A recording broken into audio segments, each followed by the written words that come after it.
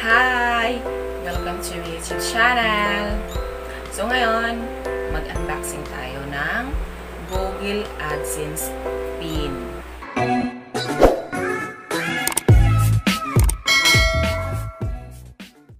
So, ano-ano ba talaga ang mga unang requirements ni YouTube bago ka mapadala ng Google AdSense Pin? Ang unang requirements po ni YouTube ay dapat ma-reach po natin yung 1,000 subscriber at 4,000 watch hour. So, nag-create po ako ng YouTube channel ko ay March 28, 2020. So, ang tagal na monetize ako nung January 4, 2021. O, diba? Ang tagal. Tapos, ang time na yun, pagka-monetize na po siya ng January 4. So, happy ako. Akala ko baka kasahod na ako. So, hindi pa pala. Kasi, may require pa ulit si YouTube na $10. Sabi ko, ano ba yan? Meron pa pala. So, hindi ko naman kasi alam na may mga diskarte yung iba para makuha mo yung $10. So, alam mo guys, ang pumasok sa akin noon, $1.59. So, kasi hindi ko kasi trinabaho talaga siya. Kasi hindi ko naman alam. Syempre, small chopper po tayo. So, nung time na yun, nung nalaman ko na may mga diskarte pala sila kasi nagkatanong-tanong ako sa mga friend ko. So, na ganito, ganyan. So, nung time na yun na February 8, nag-email sa akin si YouTube na nagpadala niya sa akin ng Google AdSense Pin. Nung pagkadating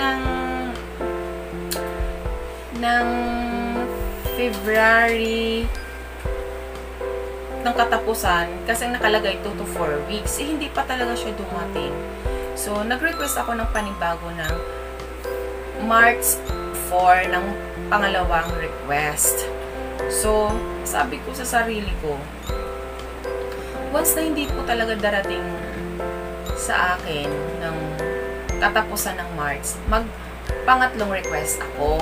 Or else, pupuntahan ko na doon sa post office sa UN. Kasi pumunta ko dito sa malapit sa Santa Mesa na post office. Wala daw sa kanila dyan ang pick up, kundi papadalhanan lang daw sa kanila yung post office. So, sabi ko, after ECQ, pupuntahan ko na lang po doon sa head office.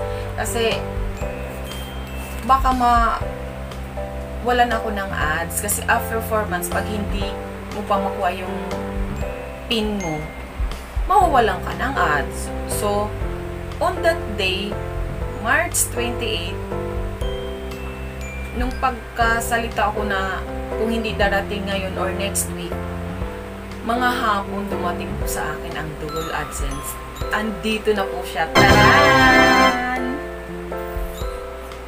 So, ngayon, bubuksan na po namin siya.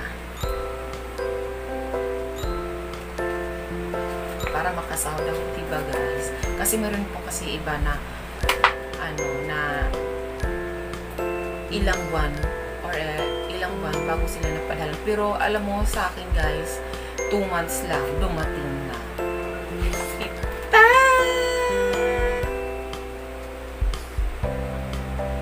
Oh, diba? So ngayon, ang susunod na step ko, bibigyan ko sa inyo ng update sa Good for 2 months kung magkano ang nasahod ko. Diba? So, abangan nyo na lang po ang kasunod kong vlog. Kasi, ipapakita ko po sa inyo kung paano ang proseso pag kumuha din ng pera. At kung paano din makasahod. Diba? Ang hirap. Baka akala siguro nila madali. Mahirap. Sa mahirap. Pero kung tatrabahuin mo, madali lang naman. Okay? Thank you for watching. Please like, share, and subscribe. Bye-bye!